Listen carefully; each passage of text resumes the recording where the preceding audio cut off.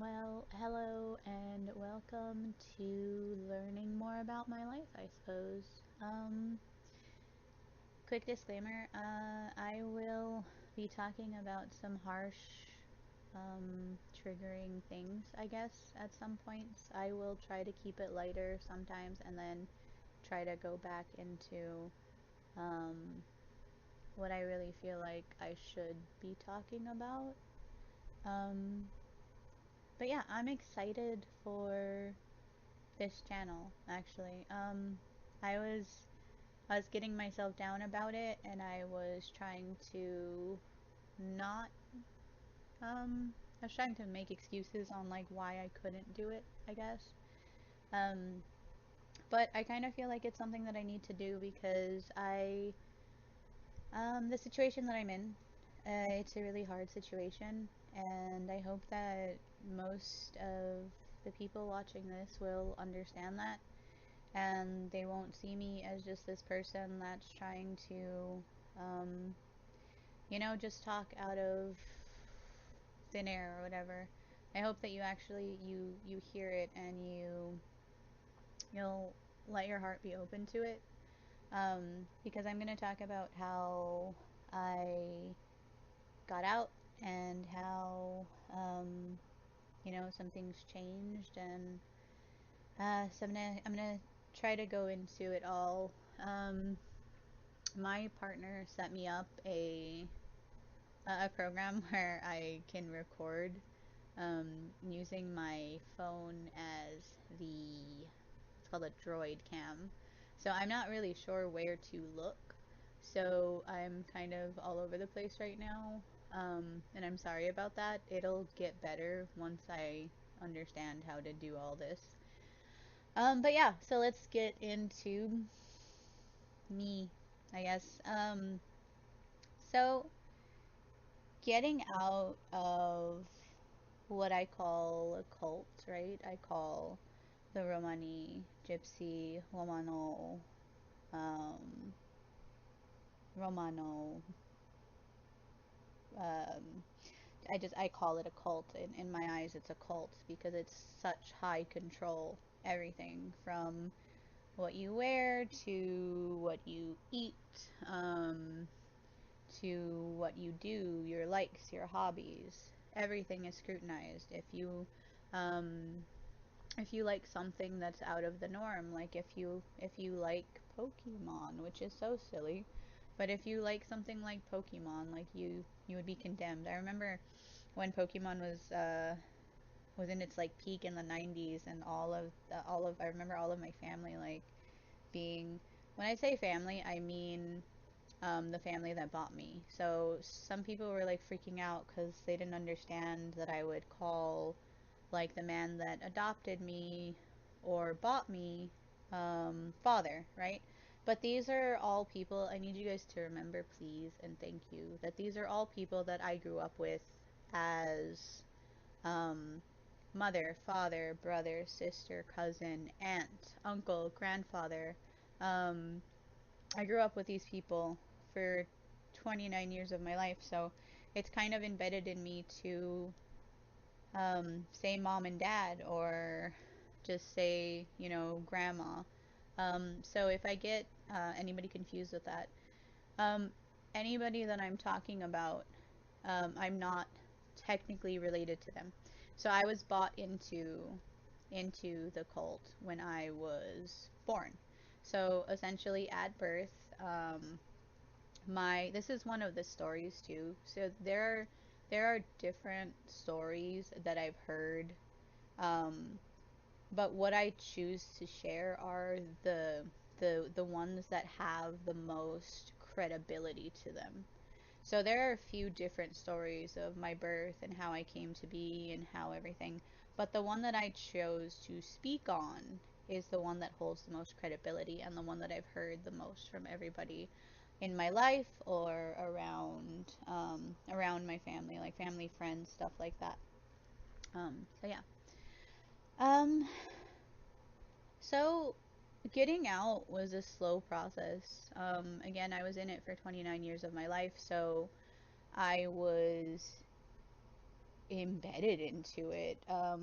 There were times that I would strive to be, and I know it hurts me now thinking about it, but I would strive to be that perfect, what a perfect gypsy woman was, or what a perfect gypsy Herro, which was a younger girl, was, or a gypsy Romney, which was an older woman, right? She already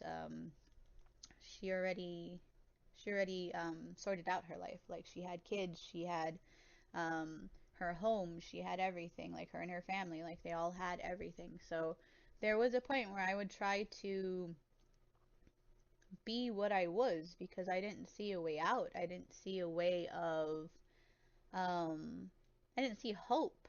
I didn't see any kind of hope because anytime I would go to, whether it would be a family member or somebody at Lamb's Sunday School in Marlton, California, um, somehow the people that I would try to talk to or try to have them help me, they would automatically just like disappear from my life. Like I remember that lady at Lamb's. Like I will always remember this lady at Lamb's. She kind of took me under her wing and she realized like at a really young age like I didn't know how to read and write at all. I didn't know how to read and write at all. I didn't know how to do math. I didn't know how to do anything. I could hardly say my ABCs. So she took me under her wing and she would stay later with me or she would teach me things or she would give me encouragement to be better because she knew that if if I just applied myself more, I could do it. I could learn. I could learn these things. I could learn how to read. There was no limit on the things that I could do. I was only put limits on me because of my family and the way that I grew up. Because the family and the way that I grew up, the only things that were ever taught were, um, so from a young girl, I was taught that it was just going to be, I would learn how to run a household. I would learn how to care for kids and how to care for people if they needed medical attention and stuff. I remember staying in hospitals with my godmother or with my father or with my other aunt for months and months at a time. There's one time I stood at a hospital with my aunt and we stood there for months and my uncle at the time or my family, my father and mother, um, I was staying with my aunt in the hospital and they wouldn't give me money, they wouldn't give me anything like that. So the nurse, I don't remember her name, but a few of the nurses actually, a few of the nurses there, they realized like I wasn't eating. I wasn't I didn't have a way to get anything. So my aunt for a little bit, she would like give me little scraps or whatever of what she had, and then they took it upon their heart, and I'm like, I'm really not. I really don't want to cry in these videos. It's still like such a weakness to me, and I know crying is not a weakness anymore. It's not a weakness, but I want to get like what I want out because if I start crying, then it's just gonna not come out. So these ladies, these ladies, these gentlemen, these nurses, they would bring me food. They would bring me so whatever they would bring for my aunt, they would bring me a whole like dinner thing. Um, and they didn't ask me to pay for it. They didn't ask me to, they told us we got it. They told us we got it, and then any day that I wanted a soda or a candy or something, they put my name um, in like the commissary thing that they used to have at the hospitals. And if I wanted a soda or something, I would just go downstairs, say my name, and they would just, all of the nurses pull together and pay for me these things. Um, when my own family would just kind of leave me, I was 16 years old, 16 or 15, and I was alone in a hospital for months. And the only times that they would like come back and forth was to fight about money or jewelry, or who's gonna get this or who's gonna get that, or who's gonna get this, who's gonna get that. Not really things that were um, things that should have been talked about right then. There were more important things at hand. Yeah, so those ladies, there are a few women and men in my past that like I appreciate everything that they did for me. I appreciate um every kind thing they did without any like without anything wanting anything back from me. They were just kind people. Um and I appreciate it. I appreciate all of the people that like even in my youth would tell me that like the life that I was living was not right, and um they wanted better for me. I remember my lamb's teacher telling me, she pulled me to the side one time and she gave me a big hug and she told me, I see how your family treat you. I I see what they do to you. And I wish I could just take you. I wish I could take you away. Um, I remember that. And that stuck with me because she wanted to help me. She didn't want anything weird for me. She didn't want anything bad for me. For the first time in my life, here was this lady just like talking to me and just wanting better for me. Um, so from there, throughout my life, I always had these run-ins with people that would, for some reason, they would just be random people and they would start talking to me about something, or I would start joking. I would start joking a lot. I use joking, I think, a lot as like a coping mechanism. I think that's how you would say that. Yeah, I think I use it as like a coping mechanism. And um, so I used to joke a lot. I used to joke a lot about being a gypsy, being a Romani gypsy. I used to joke a lot about how I was so entranced with the Scarlet Witch, because I don't know if you know the Scarlet Witch. Like, if you Google her, her origins were Romani gypsy. Um, there's a few other ones that I used to be obsessed with too that I realized, like, oh, they were Romani gypsy, so that, like, yay. Esmeralda from the Hunchback of Notre Dame is another one that I used to be like obsessed with. That I was like, oh wow, okay, so like there are people like there are people like me, right? Which is really like funny because in every movie or in every depiction of Romani, um, gypsies, it's never really good. And I will say this as not a blank statement for every gypsy. I am going to say this for the people that I grew up with, okay? So I grew up with um, Buveste Russian, okay? Buveste Russian. And my family was very strict, but at the same time, they didn't really hold to their own culture. So whether it would be we were doing stuff for Christmas or for Easter or for whatever, which normally those things are um, they're very like consumed. I think that's the word for it. Consumed around God, around religious beliefs, right? Um, but for us, it was more like everything had to be lavish. Everything had to be, oh my God, lavish. Now I get like it's nice. It is nice, like when you have the most lavish things, but you also have to work up to those things. You can't be like in complete devastation one day, and then because Christmas is a month later, you went and you scammed your butt off. You went and you scammed QVS, all of those. I don't know if you guys remember those little things. I remember my sister calling me one day and telling me how they scammed CVS, QVS. I think it was QVS, CVS. No, not CVS, QVS. Where you would buy stuff. So they scammed Uggs, They scammed computers, they scammed TVs, they scammed so many things, and they made their Christmas look amazing. But you lied. You lied. What you did was you lied. You didn't have the money to go buy those things, so you lied and you cheated. And you took those things away from somebody that maybe did have the money for them and did want them and did need them.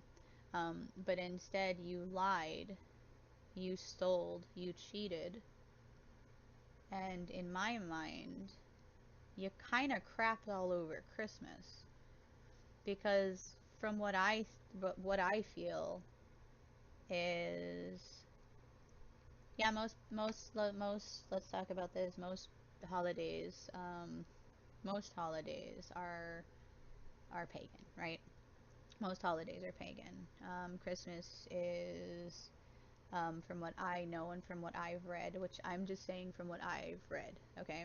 From what I've read, is that Christmas is a pagan holiday that they chose to celebrate God, which still is a good thing that they chose. They chose a day to celebrate him.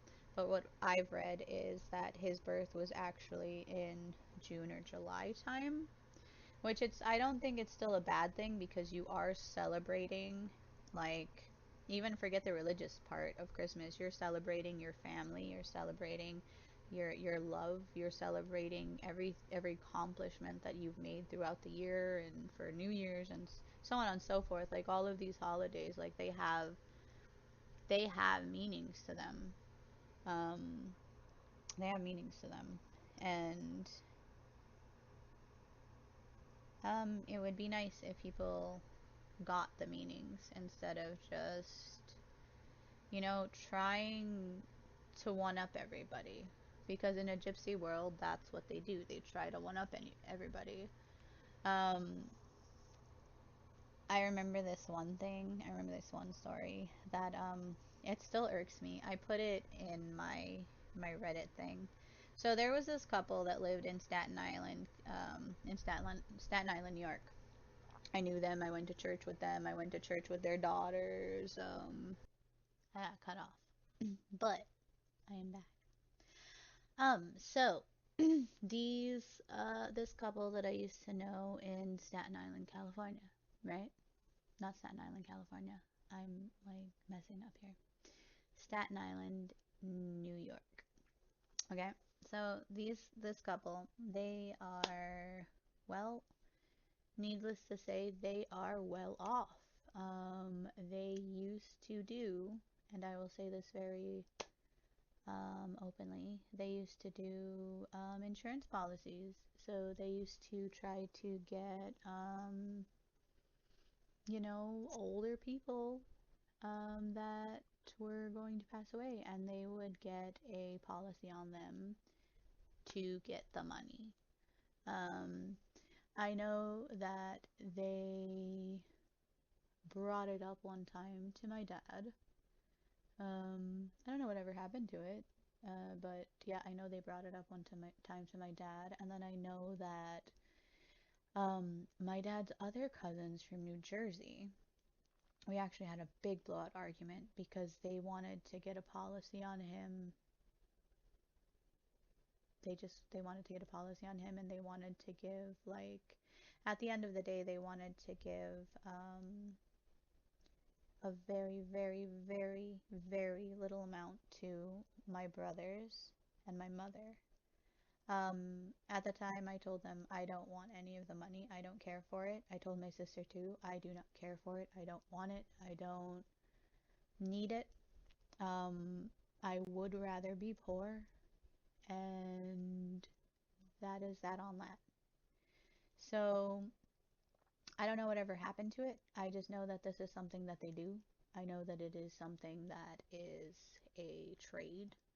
I know that it's something that is a trade also amongst pastors. I know that it's a trade amongst the pastors in Staten Island, New York. Um,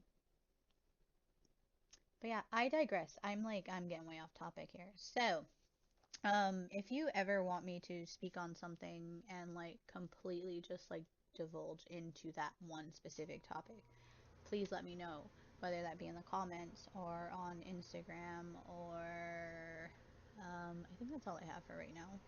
I have Reddit, so if you follow me on Reddit or if you follow me on Instagram and you want me to speak about something specifically, I would be more than open to do that. More than open. Okay, back to how I got out. So, it was a slow journey. It was a very, very, very slow journey. I always knew that there was something wrong. I don't know what I was just doing here. I'm apparently folding laundry while I'm sitting here, so I'm gonna stop. So I just I know that there was a part of me that always knew that it was wrong. I knew that there was a part of me that always knew the weird ritualistic things that they would do, or the weird, um, just weird things that they would do, um, physical abuse, mental abuse, um, the CSA that happened, that it wasn't only a one-time thing, it was a continuous thing. And it would always happen from pain. It always happened from me getting, hurt, me getting kicked down, me getting pushed down the stairs. Um, there's one specific story I remember that um, I tried my best to run away and it wasn't working. So I ran away. I kicked him, and then he told me that I will be sorry. He told me that I would be very, very, very sorry for what I did. And then the next morning, I don't know if anybody is gonna like actually listen to this, like actually out of the family, because they'll know like exactly when I like talk about what I'm talking about. Um, so the next day I woke up and my grandmother had been pushed down the steps. Like, we had to take her to the hospital, we had to get her a cast, and guess who did it? Yeah, like guess, because yeah, it was him. He did it. And it didn't stop. It didn't stop for a really long time. I would go to people to, to try to talk to them about it and try to get help because I needed help. Over the years, it got really bad. Over the years, it got really bad with like suicidal tendencies. And I did a lot of things. I did a lot of things that I don't really feel like talking about right now. I talked about it in my video that I did with Cults to Consciousness. And I thank you for allowing me, Jonathan and Shalice, to tell my story so openly. So thank you. Um, so yeah, I talked about it a bit in there. Um, I don't really feel like talking about it that much right now, but I will say that when I was 18, like the final straw that like got that to like completely, I guess, just stop, right? So I had this friend. And at the time, at the time, uncle, my uncle had told me that my mom had slept around and was having a baby. So I, flipped out because I know that I was bought.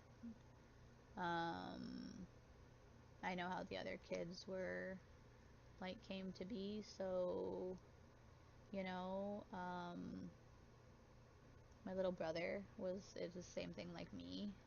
My sister was my mother's. She brought my sister with her when she was 6 months old, so she is technically not my father's.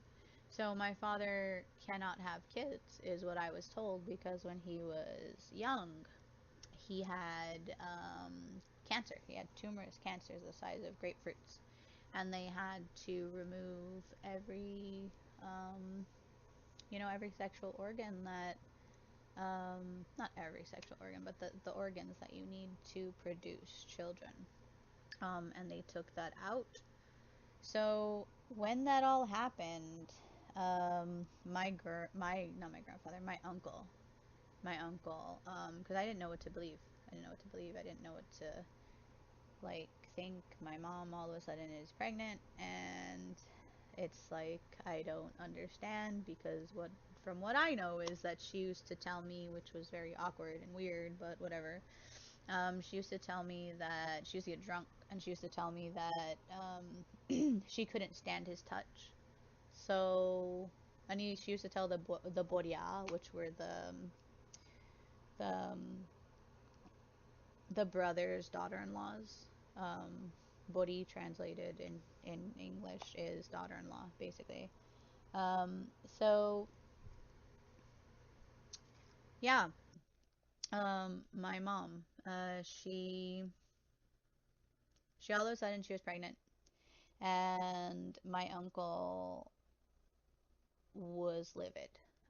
So he and his wife um like came into my dad's house, started arguing, started yelling, and then told them that I would go stay with them.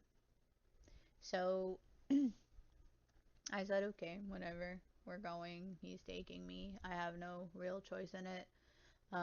I was kind of in shock of what had happened or what was going on. So I was like, okay, what is going on? Like, what's happening?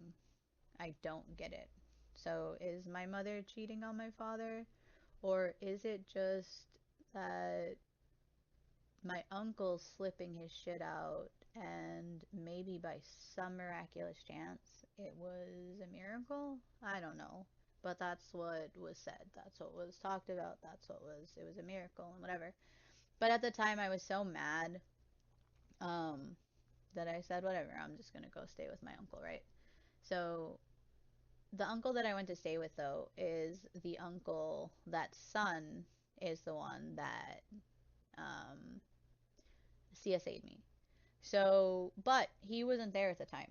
He was, I don't remember where he was. He was in Dallas or something, or California, I think, with his wife's people. Um, so I felt comfortable staying. I felt comfortable staying. I also felt comfortable with the fact that I would literally, it seems so silly right now, but like I would literally blow up my air mattress, and I had so many other places to sleep, but I would blow up my air mattress and I would put it on the side of my uncle's bed. Okay? I would not move. I would not sleep anywhere else. I would not fall asleep anywhere else. I would not, that was just it. Like my aunt used to get annoyed with me because like, well, they were husband and wife and I was kind of just like taking up their time. But in my head it was like, if I'm with my uncle and my aunt, I am safe, right? If I'm with them, I am safe. So every night I would sleep with them. Every night I would sleep with them. I would have my little air mattress on the side of my aunt's side. Um, And sometimes me and my uncle used to stay up watching Supernatural, which was kind of a good memory. We used to watch it. I can't really watch it anymore, but we used to watch it a lot. We used to watch it a lot together. Something that we bonded over a lot. Um, so yeah, so finally, after a couple months of staying with them, the man that CSA'd me and SA'd me throughout the time I was 5 to 18. Tried when I was 18, but it thankfully it stopped. So I was staying in the house, and he I was on the phone with my friend. I was on the phone with my best friend. It was a secret phone. I was 18 and I wasn't allowed to have a phone, but I kind of wanted to be rebellious because I was 18 going on 19 and I wanted a phone. So I made my own money. I worked my ass off, so I figured why not have a phone? Um, I used to talk to my friends. I used to talk to them about the silliest things, about anime and comic books and whatever. But I was innocent. Yeah, I wasn't the greatest kid. I wasn't the greatest. Um, I got into mischievous things. I was rebellious. I felt unsafe a lot, so I did a lot of things to act out or to be mean or to be rude because I didn't know how to cope with anything. I wasn't given any skills on how to cope. My grandmother used to tell me if someone's mean to you, you be mean back. And it just like I just growing up with that mentality in my mind was bad. But I digress. I'm getting way off topic again. So I was sitting in the game room in my uncle's house, and I was sitting in this game room, and I was playing Call of Duty. I remember playing Call of Duty. I don't remember which one it was, but I remember I was playing Call of Duty. I think I was playing Zombies. And I think I was playing with some of um, my old gypsy buddies, actually. I think I was playing.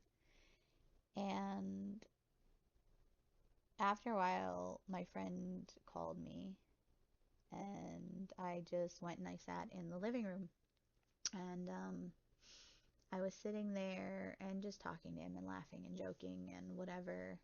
Me and this kid, like, I've known him since I was 14 years old.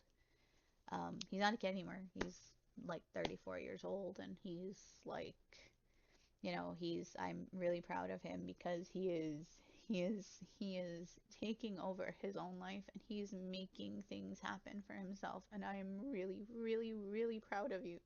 I hope you know that I'm really proud of you. And I would love to tell you that I thank you because you saved me that time that I was 18. You saved me because I was sitting there talking to you, and this man that CSA'd me, he came and sat down and asked me what I was doing, and I immediately got closed up, and I just said nothing, I'm talking to my friend, and he tried to put his hand down my pants, and I screamed. And you asked me if you needed, what did you want me to do? You asked me what I wanted you to do. And you told me to put you on speaker, and I did put you on speaker. And I don't even remember if you'll remember this, but you told me to put you on speaker, and you told him, "You leave her alone, or I will call the cops. I need you to remember you have a baby. You have a baby, and you have a wife in your bed right now. Do you want the cops to be at your house right now?" And he got so pissed. He got so mad. But you saved me, and you know, I thank you for that because you did save me from that. You saved me from that encounter. And just thank you. And I appreciate it a lot. And I also want you to know that again, I am very, very proud of you. I'm very proud of you for breaking out of the norm and getting done things that you want to do. And I wish you all the success and the happiness in the world. I really do. Um, so let's switch over to, I guess, like how getting out some more. Um, so it was a very slow process. It was a very, very slow process. For the most part of my life, I just kept telling myself, I'm in it, I'm in it, I'm in it. I guess I have to be in it. I tried to stay away from the really terrible things. There are some things I've done that I'm not proud of. I am not proud of. Like in the slightest, I am not proud of them. There are some things that I've said to people that I've done that like I am not proud of. Um, but I realize that I was a product of my environment. That doesn't make it okay. And if I did say anything to anybody in the past that hurt them or that caused them pain, I am sorry. I am sorry for any kind of pain I have caused you. I really, really am. And I hope that one day you'll you'll forgive me too. Because even though I'm doing these things and I'm making these videos, I forgive a lot of people. There are some people that are going to be very, very, very difficult for me to forgive. I don't know if I'll ever be able to, but even though I was dealt these cards, even though I was dealt this life, like,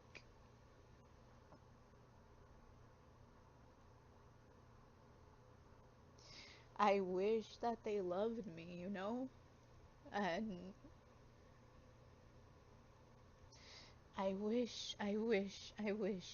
I wish that they loved me. I wish that they can see all the hurt and all the pain and all the distrust I have in me now. I wish they could see everything. I wish they can watch and open their eyes to actually listening. Open their eyes, open their hearts, open their minds, actually listen to how painful it was and how many things that I had to go through that I shouldn't have went through. I shouldn't have had to. Um, and I know that now. I know that I didn't deserve anything. I didn't deserve the CSA. I didn't deserve the physical assault, the verbal assault, the mental, the I didn't deserve any of it. I was a kid and I was looking to elders. I was looking to parents for guidance to help me. I was asking questions to get answers to I don't know, to rationalize things in my head maybe. But I really wanted them to love me. Um, because I found out when I didn't know my whole life that I was adopted. I found out when I was 8. Um, my cousin from not California, from New Jersey, from Cherry Hill, New Jersey, actually. She was also adopted in the same way that I was adopted, and well, bought, adopted, I don't know. Just they bought me. They paid for me with money. They didn't go through the normal like measures you would have to go to a adoption agency, fill out paperwork, and then do all that. No, they just under the table found a pregnant woman and bought me. That's just what it comes down to. So this girl was the same way. She was the same exact way, and she didn't want to feel alone in, she didn't want to feel alone in being adopted, right? She didn't want to feel alone. So what she did was she started to tell me that I was adopted and how I was adopted, and um, I wasn't really theirs. I was an outsider, and the 100% gypsies would never see me as an actual gypsy because I had tainted blood, which honestly made me think of Harry Potter. Um, but I'm gonna digress about that. So yeah, and there was so many things throughout my life where like I kept getting people saying like, um, we can't really like deal with you sometimes because like we can mess around with you. Like I remember dudes telling me like, we can mess around with you, but we can never marry you because your blood is tainted. And I used to be like, well, I don't like you anyway, so just leave me alone, please. Thank you. Um, but yeah, so getting out. I um I started to go on to this game. It's called PNS. And throughout my life, again, I always had my doubts. I always had my issues with everything. I would voice them sometimes, and then sometimes I would just really, really, really push them down and not, you know, not think about them. Because if I didn't think about them, then I could just be blissfully unaware, right? I could pretend that everything is hunky dory, and I could try my hardest to rationalize things in my head, and then just hope that everything will be okay. Just hope that it'll all be okay. So I started talking to these people, and I started talking to this girl. Um, it's her screen name, so uh, I don't feel like uncomfortable saying it.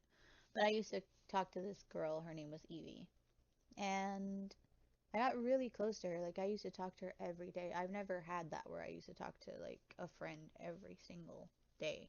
Like, we used to text, we used to talk, we used to send voicemails, we used to send memes, we used to send like, and it was such an awesome experience of like, I'd never had that type of friend before where we would do all of those things, but we didn't live in the same like state, right? But we would still keep up with each other.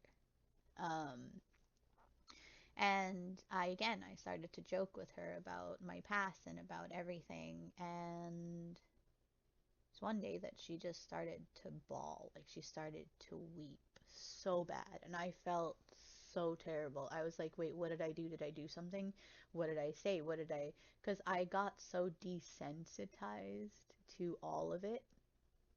Like, even now, at some points, I get so desensitized to it, and then my partner will be like, hey, babe, like, that's not normal behavior, or that's not normal behavior that somebody is doing to you. Like, that's rude, that's bad, that's this, that's that. And I'm like, oh, okay. Um, but yeah, so I started talking to her a lot. And she started telling me like all of these things that I thought were okay were not. And I needed to start looking into some kind of ways to help myself to move forward in life and to become an actual human. Because at that point in my life, which I was 20, 28 or 29. No, I think I was 27 when I started playing PNS fully. Puzzles and survival. So I think I was 27 when I started playing it because like video games they weren't a complete no-no. I could play them with the partner that I had at the time, but if I played for like 20 minutes, I would get yelled at or I would be like berated or whatever. So I just really wouldn't do it anymore. I just really got out of gaming. I really used to like gaming when I was younger. I got out of it, whatever. So I'm scrolling through like my phone and I'm like, okay, well, I need to do something. I need to find something that I could put my energy into. I need to find some kind of games. I looked for like strategy games, right?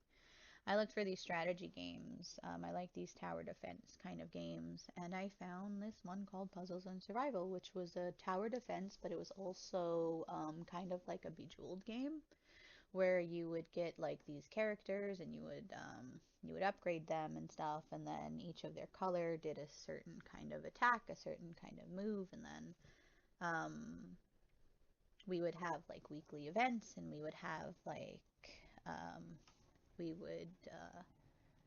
we would all like join up on the pianist like on the game, and we would all be in like the chat and we would be laughing and joking and whatever, and it just seemed so normal. um and I started to devote myself more and more to that. I started to become like I guess a higher rank in the game.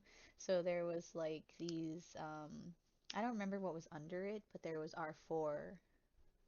And I always wanted to be an R4, which meant I just had more responsibility, right? I had more responsibility. I got to make the weekly schedule, and I used to get so excited. Like, I used to get so excited to make these silly, like, schedules because it was something that I could do. It's something that somebody asked me to do and somebody counted on me to do it, right? And it was something that I actually wanted to do, and I felt like I was being appreciated for doing it. It was something so small, but I was so invested. Like, I remember playing so much. And then when I finally realized, like, well, this is before all of that, but when I finally realized that, like, I could talk to people, because I didn't realize that from the start. I didn't realize that I could, like, chat with people. I didn't realize any of that. And then finally, like, all of these people in, I'm pretty sure it was called NLS, I think, New Lives, NL, I think it was called NLS, I think. If anybody ever watches this from PNS and remembers what it was called, please comment it. Also, the first clan I was in with Evie, I don't remember the first clan name, which I would like to, if anybody ever watches. So yeah, PNS. My headphones keep dying for some reason, so it keeps having to make me stop. I just wanted to, like, throw that out there. Um, so yeah, PNS, I started talking to all these people, and all of these people started to tell me that, like, the way I would think is terrible. Um, the way that I seen myself was terrible. The way that I did things, or um, just my way of life in general wasn't good. And the things that I went through wasn't good. Because I used to think that everything bad that happened to me, I used to think that they all happened because God was punishing me, right? God was punishing me because that's what I would hear. I would hear that if you didn't do, um, if you didn't do the right things, now I have my own moral code that I live by, and I stand very close to that. I do believe in God. I believe in the Trinity. I don't believe in religion. I think religion has been perverted by man, but I do believe in the Father, the Son, and the Holy Ghost, and I will always be vocal about that. Um, so yeah. Um,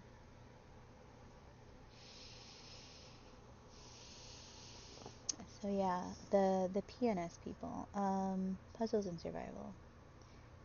They all started telling me all of these things, and I started to go down this rabbit hole of Googling stuff, Googling stuff and trying to figure out what they were talking about, because so many of them shared stories of experiences that they've had with gypsies, and how, like, they remember going to hospitals sometimes, and the hospitals would be overrun with gypsies for just, like, somebody going in to do LASIK.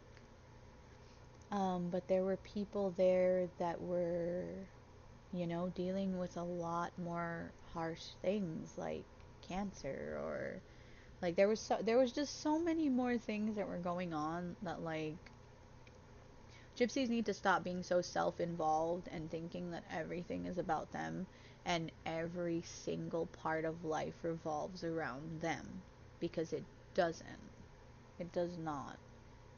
Um, like, I could tell you that for certain. I am not an amazing person. I am not. But I will tell you, the world does not revolve around gypsies. It doesn't revolve around Romane. It doesn't revolve around Romani. It doesn't revolve around Homane people. It doesn't revolve around them. It doesn't.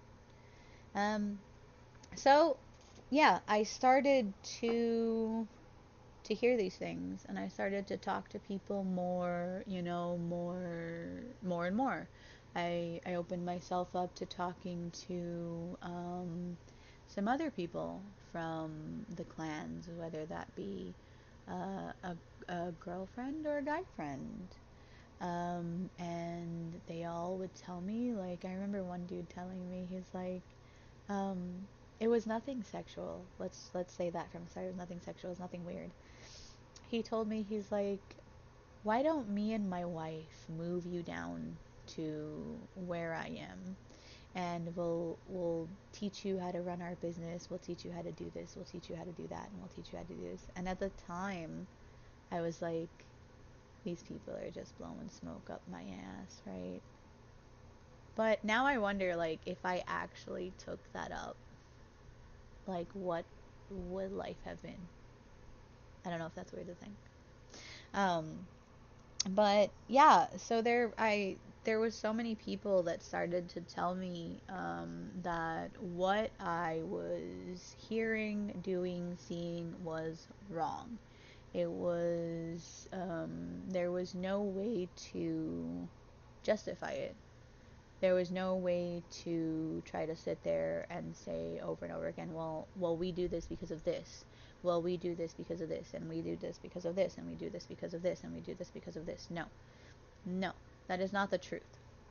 There are many people that came from overseas that have adapted to how the US is.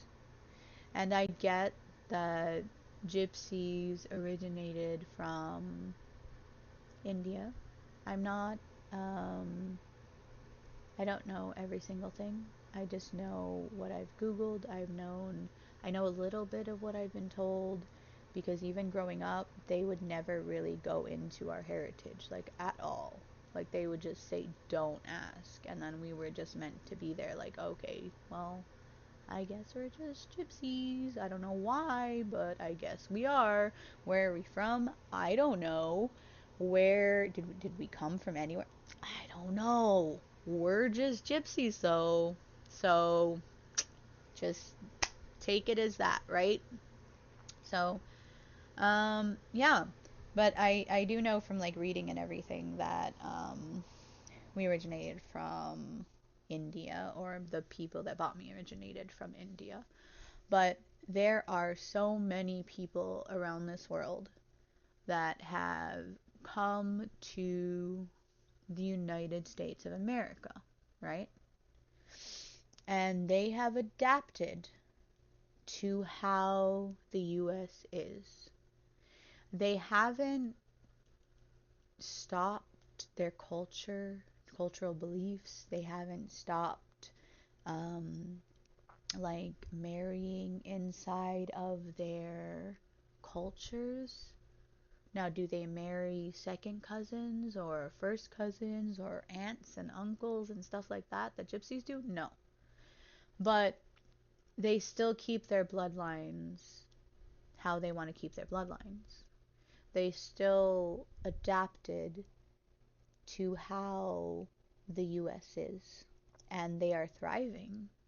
They're thriving. They're not scared to go out of the house. They're not scared um, when you're driving in a car and you see a cop and you go, oh no, it's the gris, so se te quedas. Which means, oh no, it's the cops, what are we gonna do?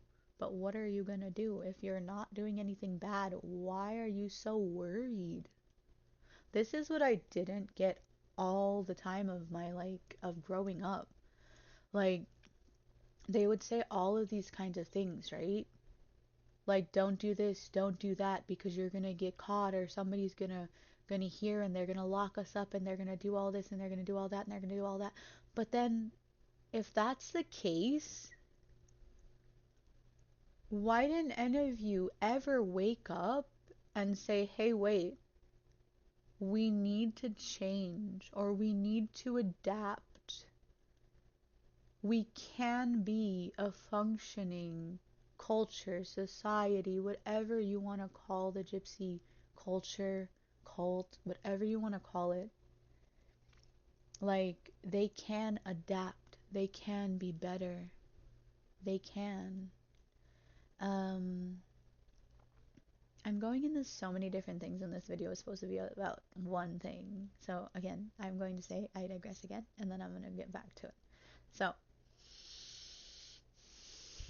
getting out. Getting out. I had this friend from PNS, Puzzles and Survival, and he took a lot of interest in me. Um, I know that I took advantage of him, and I am sorry for that. I am truly, truly, deeply sorry for that. I know I did. Um, but he did want to help me. He did. Um, he he got me my Ancestry kit. He bought me. I was having problems with the sciatic nerve, and he bought me a whole ass like nectar mattress. And then getting out of the cult, I had to save money, right? I had to put something away to actually get out, to start somewhere, because without money in this world, you're kind of nothing. Um, so I started doing whatever kind of odd jobs I could do and whatever I could. Um, I talked a little bit in my interview about how I started dating men for money. If anybody wants to know more about that, I can make a video about that more in depthly about that. Um, and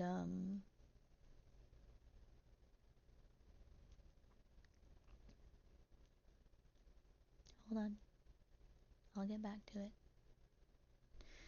Um, so yeah, saving the money became a difficult venture though. Saving the money became a very difficult venture because I had expenses, right? I had all of these expenses. Oh crap. I had all of these expenses, right? I had medical stuff. The doctor that I go to, um, he's a gypsy doctor. So he um, takes your money, listens to you, um, basically whatever you ask him, he's going to give you. Doesn't matter if it helps you or not.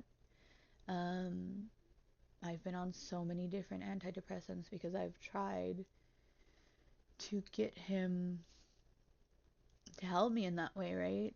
Um, but none of them worked because, like, I'm not actually going to a psychiatrist to work all that out. He's just kind of like giving me what he thinks he's going to give me. Or even the Crohn's medication. Like, I've been on so many different Crohn's medications, and like they've all hurt more than they've helped. So I just had to stop all of them. Um, so it's just kind of like a shot in the dark, right? Everything with me is kind of like a shot in the dark, and it sucks. Um, but one day some things happened. I told a little story at the table at my family's house. My brother put a knife to my eye. Was about a half an inch away from my eye.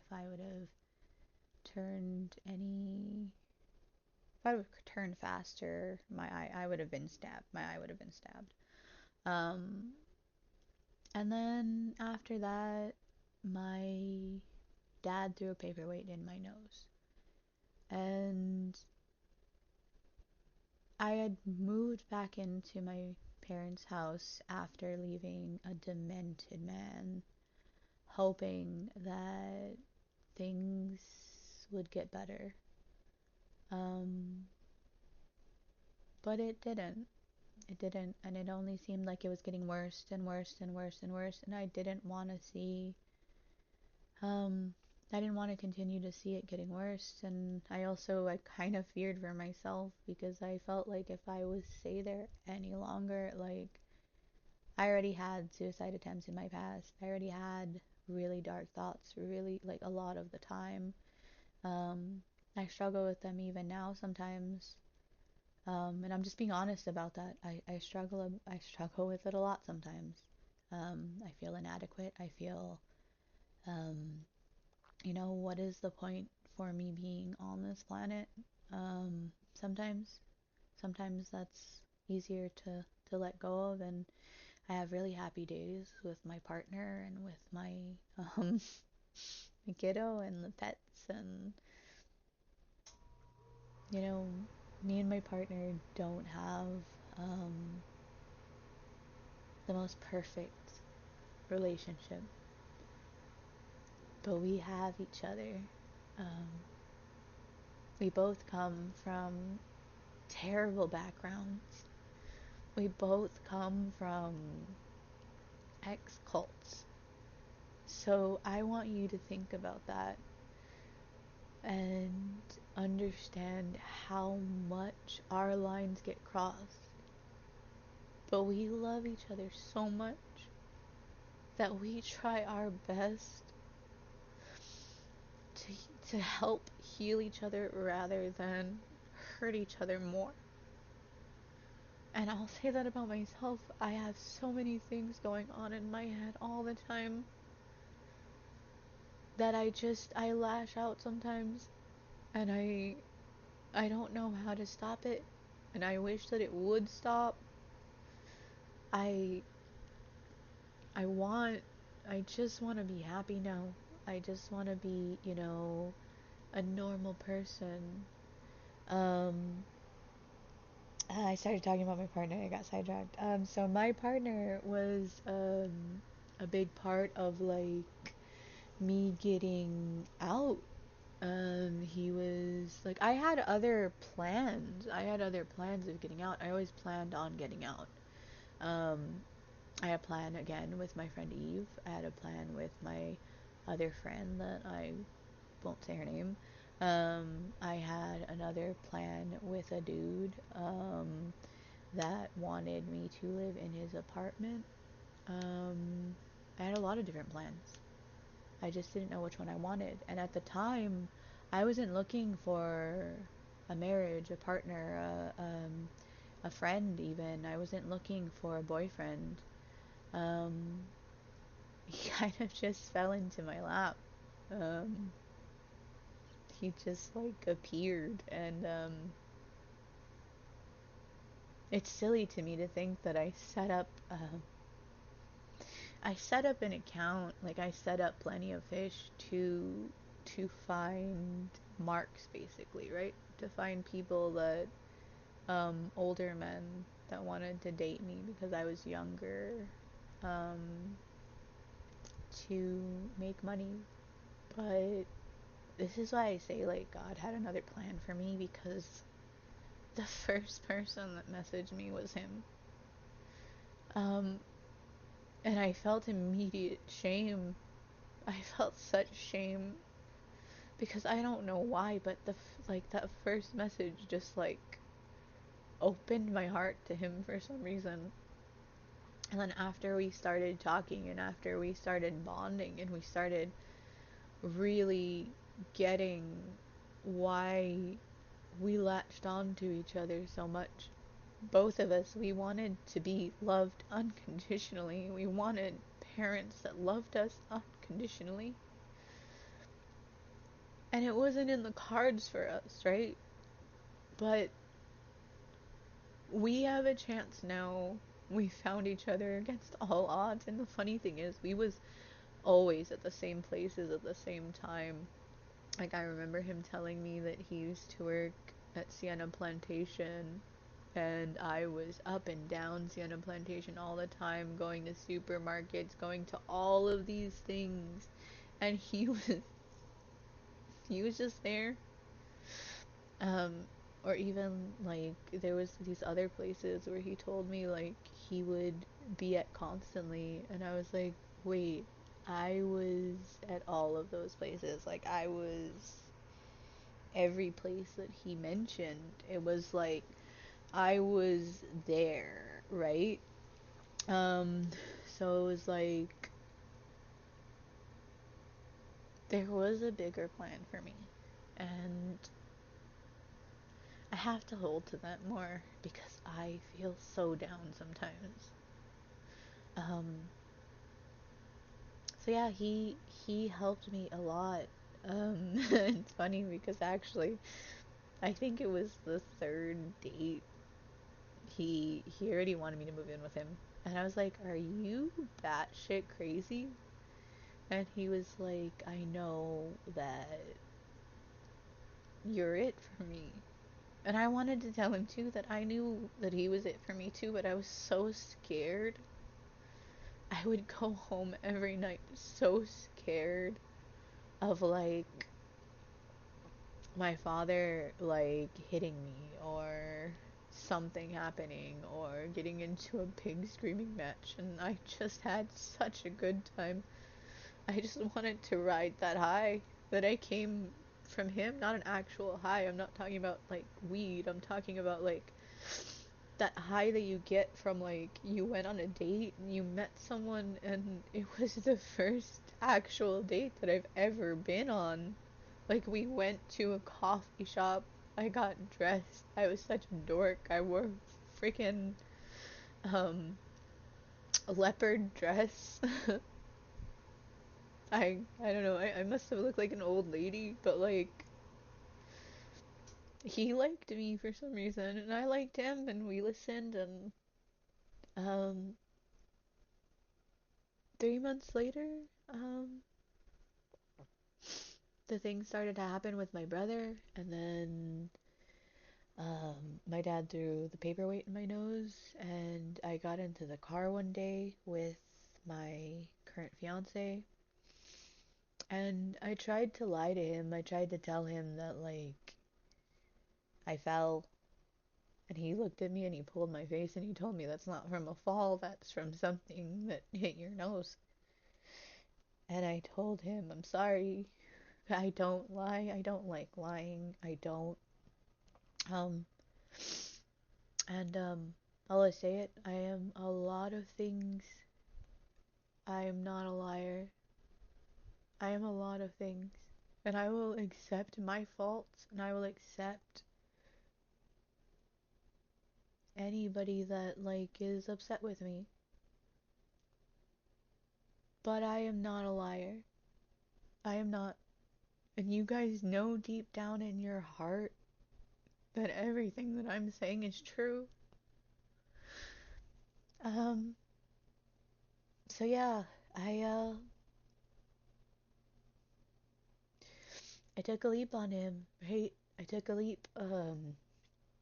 I needed to get out, and Easter 2023 came around, and I woke up and I was just like, I gotta go. I gotta go. And I called him, and I remember feeling bad because he had a cold. Um, and he told me, I don't care, I'll be there in a minute. And Um, I had moved all of my stuff from my parents' house slowly to my friend's house that lived on the corner. Um, so when I did leave, it would be more peaceful. So I waited till my dad fell asleep. Or no, he was asleep already. It was early in the morning, I think. Um, and I thought my mother was asleep. The kids are all asleep. So I just grabbed my bag and um everything else, everything that I can grab, the little bit of clothes and little stuff that I had left. I took it over to my friend's house. I put it in her balcony, and then I went and I picked it up that day, and he came, he put everything in his car, and we went to our first apartment together. Um, went to our apartment together. That's not our first apartment. That was his first apartment. Our first apartment we are in now. Um, and I love it. I love our first apartment. Um, I have been out 3 years now. Things are still really hard. Um, Not having documentation, not having, feeling like I don't have any basic human rights hurts a lot. Um, but I hope it'll get better. One day it'll get better. I believe that God has a plan for me. My mom used to tell me all the time, the woman that bought me, she used to, well, she didn't buy me. She married my dad. The woman that bought me with my dad, um, I'll talk about her a little bit later, whatever. So my mom used to tell me all the time, that I was a warrior. She used to tell me all the time that I was a warrior. I don't know why she used to tell me that. She used to tell me, though, that I was strong and I was a warrior. And, maybe it was true. Because there's so many bad things going on behind the scenes. But I want my life to get better. And if this is the way that it's gonna get better, me sharing my story, me being more open with my story, then so be it. I mean, things need to change for me, and things are they are changing. I've changed a lot in the 3 years. I've changed a lot. Um, my partner has changed a lot. I love him. We Again, we don't have a perfect relationship. He's an ex-JW. I'm an ex-Gypsy, which are very, very, very high control groups. So we have our faults, we have our arguments, we have our crap, but we love each other and we make time for each other and we help each other a lot. He saved me. Um,